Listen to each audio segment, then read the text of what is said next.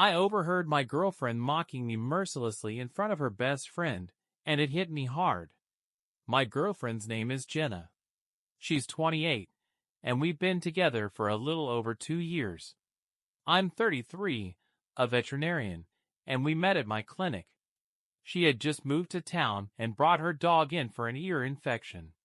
We started talking, and what was supposed to be a 15-minute appointment turned into an hour-long conversation. I'd never been so captivated by a woman before. I'd been living the bachelor life for a while, starting to think I'd end up alone forever. Sure, my lifestyle of casual, fleeting hookups was getting old and empty, but meeting Jenna changed that. Jenna's a charismatic woman with a ton of friends. Her best friend is a guy named Dylan, someone she's known forever. I trust Jenna, but I'd be lying if I said their relationship didn't bother me at all. I don't get mad or argue with her about it. She's assured me they've been friends their whole lives, and there's never been anything romantic or sexual between them. I'm confident enough in myself to accept their friendship, and I even tried to get along with Dylan. He's visited our town 3 times. He's a cool guy, but it's pretty clear he's not a fan of me. Jenna says he's just protective of her, but to me, it feels more like jealousy than protection. Jenna just finished grad school this spring, and it's been tough for her to find a job. We've been living together for a year, and I get that she can't contribute to rent or bills yet. I'm financially secure, so it's not a big deal to me, but I don't want to enable her to stall on finding work. I believe everyone should have some financial independence, so I made it clear she'd need to start splitting expenses once she got a job. On Monday, she texted me that she landed a job, one she really wanted, after a grueling interview process. I was so happy and proud of her that I decided to leave work early, letting my staff handle the office. I didn't tell Jenna. I grabbed her favorite wine, some Chinese takeout, also her favorite, and a bouquet of flowers. A few weeks ago, she'd spotted a necklace in a store that she loved. It wasn't too pricey, and it had a shark on it. She's obsessed with anything shark-related. I bought it and hid it in the basement, planning to surprise her with it later when she'd forgotten about it. When I got home, I came in through the side entrance to the basement to grab the necklace and set up the surprise. As I climbed the stairs and opened the door, I heard Jenna talking on the phone. Normally, I wouldn't eavesdrop, but then I heard her laughing hysterically. It was cute at first, so I waited for her to finish the call before surprising her. She was talking to Dylan, nothing unusual there. They chat at least once a week. But then I caught what they were laughing about. It took me a second to process, but she was mocking our intimate life. She said something like, "No, he doesn't even come close to my ex. My ex was at least 3 inches bigger. Every time I eat a baby carrot, I feel bad for him. It's probably traumatic for him to see me bite something the same size." She added, "It'd almost be cute if it wasn't so pathetic. He's got an amazing body until he takes off his boxers." Then more laughter. Look, I don't care what random people online think about my size. But I need to point out that what she was laughing about wasn't even true, which somehow makes it sting more. I don't know what her ex was like. Maybe he was some giant, but I'm average. Just a good, solid, average guy. Nothing extraordinary, but definitely not something to mock. I've never been insecure about it. Hearing my girlfriend discuss me like that with her friend, someone I already have doubts about, was beyond hurtful. Hurtful doesn't even cover it. She also made fun of me for being good-looking but not that smart. I'm actually highly educated. That part didn't faze me. I know I'm smart, attractive, and, yeah, rocking an average-sized package. After that, I just left. Did I throw the flowers out the car window? Yes. Did I cry in the parking lot? Yes. I think she heard the basement door close or saw my car pull away because she started texting me right after, asking when I'd be home. This happened on Monday, and I still haven't brought it up with her. I don't know how to. I'm still processing it. It's humiliating and painful, but damn it, I love this girl. I know I need to talk to her about it, but how? Do you have any advice on how to start that conversation? I'm deeply hurt and not sure if I can forgive her for this. Edit. I want to add that I've decided I'm definitely breaking up with Jenna. Today, I met up with 3 buddies for beers and told them what happened. They all agreed with what I'm guessing you'd say. Dump her and do it fast. I called my mom and told her everything. Yes, I told her everything, even though it was embarrassing. We're really close, and I needed to explain it all. I've never heard her so angry. She knew I'd bought a ring for Jenna. I'll write an update when it's done, probably tomorrow. Emotionally, I'll be pretty wrecked. Thanks again for all the comments and supportive messages. I didn't expect so many people to have my back. Update. Well, I grew a spine and broke up with Jenna on Thursday night. Honestly, these have been the most dramatic few days of my life. I'm completely done with Jenna's side of things. It turned out to be pretty ugly. Sorry for the long text, but a lot has happened. Following the advice of my friends, my mom, my brother, and many of you, I decided to talk to her in a public place. The logic was that someone who could be so cruel and dishonest might twist things around, maybe even claim she dumped me because I hit her or some other nonsense. I'd like to think she wouldn't stoop that low, but who knows, especially after everything that's happened. Better safe than sorry.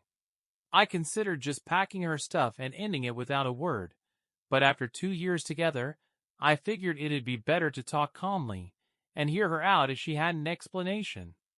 I wanted to listen, even if it wouldn't change my mind about breaking up.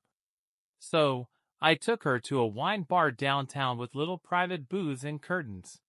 Since Monday, Jenna had been acting like an angel. That suggested 3 possibilities to me. A. She felt guilty about her awful behavior. B. She suspected I might have overheard her. Or C. She just noticed I was distant and had no clue why. She got all dressed up, and despite everything, I have to admit she looked stunning. Jenna was extra affectionate, too, dropping flirty, suggestive comments about what she wanted to do with me later. Normally my precious little baby carrot. Yeah, I can still joke about it. Would have been thrilled, but under the circumstances, it was tough to hear and stay calm. I'd rehearsed what I was going to say multiple times, so once we sat down and our wine arrived, I started talking. I don't remember everything word for word because the adrenaline was through the roof, but I began by telling her how much I loved her. I said she was the only woman I'd ever felt such a deep connection with, the only one I'd fully opened up to and trusted. I told her she was the only woman I'd thought about marrying, the one I'd gone ring shopping for. I didn't mention that I'd already bought it or that I'd pictured us starting a family in the next few years. She kept interrupting with things like, "Oh, that's so sweet," or telling me how much she loved me. Then I looked her straight in the eyes and asked point blank, if she loved me so much, why did she mock me so viciously in front of Dylan? The look on her face gave me some satisfaction. As expected, Jenna denied everything at first, pretending she had no idea what I was talking about. She said Dylan knew how much she loved me, and that she'd never made fun of me to him. I just stared at her and said something like, "Come on, Jenna." Even after I told her I'd come home early on Monday and heard everything, she kept denying it. Her calm stubbornness was infuriating. I told her we both knew she was lying, and that what she'd said was unforgivable. I couldn't wrap my head around why she'd say those things, especially to Dylan, but the fact that she lied just to laugh at me made it worse. Jenna kept up the act, insisting I was crazy, saying she loved me so much, that she'd never been unhappy with our sex life, that she'd never complain about my size, that she knew how smart and caring I was, and that's why she loved me. If I hadn't heard it with my own ears, I might have believed her. Give her an Oscar for that performance. Some people asked if I was sure she was talking about me when I overheard her.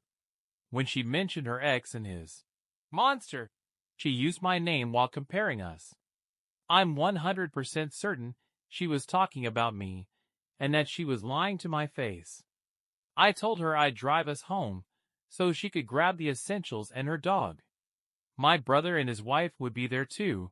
I wanted witnesses to confirm I let her take her stuff and didn't do anything aggressive. I said I'd pack the rest and leave it outside for her to pick up whenever. Jenna was shocked that I was actually ending it. She begged me to reconsider, but my mind was made up, and I wasn't backing down. It was hard to hold back tears when she said she wanted to spend her life with me and be the mother of my kids. She kept asking what she was supposed to do now, where she'd sleep. I told her it wasn't my problem anymore, and that she had plenty of friends she could stay with until she found a place. Almost all the furniture and decor in the house is mine. She just needed to take her clothes, toiletries, and a few small things.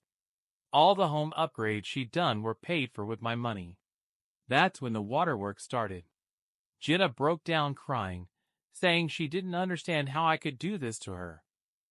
She repeated 1,000,000 times that she thought I was a good guy. I told her I am a good guy. That's why I didn't toss her stuff on the lawn, change the locks, and ghost her without a word. And then, I swear, this woman twisted the knife even deeper. She finally admitted she said those things to Dylan, saying maybe it was because with him, she could laugh about stuff that would otherwise make her cry. Apparently, that's about my penis. It was bizarre, and I don't usually stoop to sarcasm, but I told her she could go back to her hometown and live with Dylan or her ex with his 9-inch gift. It was amazing how fast her tears dried up. Suddenly, I was the jerk. I don't know how to treat women. I'm a loser. I've got a tiny hose. I'll die alone. She said she never loved me, that she saw me more as a friend but didn't want to hurt me, so she stayed. Makes perfect sense, right? She said if I'd proposed, she'd still call me a loser and a creep. Just in case I didn't get it the first time, she doubled down on her baby carrot comparison. Oh, and I'd die alone. I told her dying alone beats dying married to a woman who doesn't love or respect me. No kidding. Then she started screaming, not talking, just letting out this long, insanely loud shriek. It was unsettling. Then she stormed out, calling me a disgusting pig. After I paid the bill and apologized to the waiter for the drama, I stepped outside and saw Jenna standing there crying. I get that what she did was awful, and everything she said in those last few minutes was awful too, but it still sucked to see her like that. It was getting cold, and I didn't want to just leave her on the street. So I told her I'd drive her back to the house to grab her stuff, but she had to leave and stay somewhere else once she packed a bag. She agreed, and the car ride was silent, unbelievably awkward. When we got home, my brother and his wife were there. His wife stayed inside while Jenna packed, and my brother waited outside with me. The process went pretty smoothly, and I had my brother tell Jenna that her stuff was waiting for her on the porch and that she should pick it up while I was at work all day. I didn't hear anything from her until it was time for me to head home from the clinic. Then she sent me a nasty message, wishing me every possible misfortune you could wish on someone. I didn't reply. When I got home, I found pure chaos. Everything was trashed. I don't know if Jenna had made a duplicate key I didn't know about, or if she's some kind of lock-picking pro, but she'd somehow gotten into the house and torn it apart. She smashed irreplaceable items, ripped up furniture, and trashed the kitchen. Everything was destroyed. The only decent thing she did was lock my 2 dogs in a room, probably so they wouldn't cut themselves on the broken glass or eat the scattered food. I've got 2 cars, one for everyday use and an SUV for work. I use the SUV for house calls when I need to transport big or exotic animals to the clinic. In all this drama, I forgot I'd given her a set of keys to the SUV for emergencies. When I went out to check it, she'd wrecked that too. Flour was scattered everywhere inside, and tomato sauce was smeared all over. Stuff is just stuff, I guess. But what hit me harder was the fact that she could do something so childish and disgusting after everything. Just last weekend, I took her to a play, we hung out with friends, played Monopoly, made up our own drinking game, watched Netflix, and made love a few times. Now my house and car are trashed, and I'm a complete mess. It's wild how fast things can change.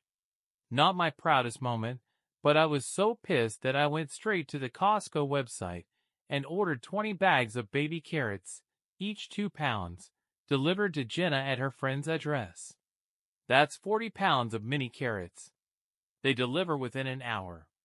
That night, I got a flood of colorful and insulting messages from her. Yeah, it was petty, but I don't regret it, except maybe that it was a waste of food. Hopefully, she donates the carrots or cooks something with them. And that's it.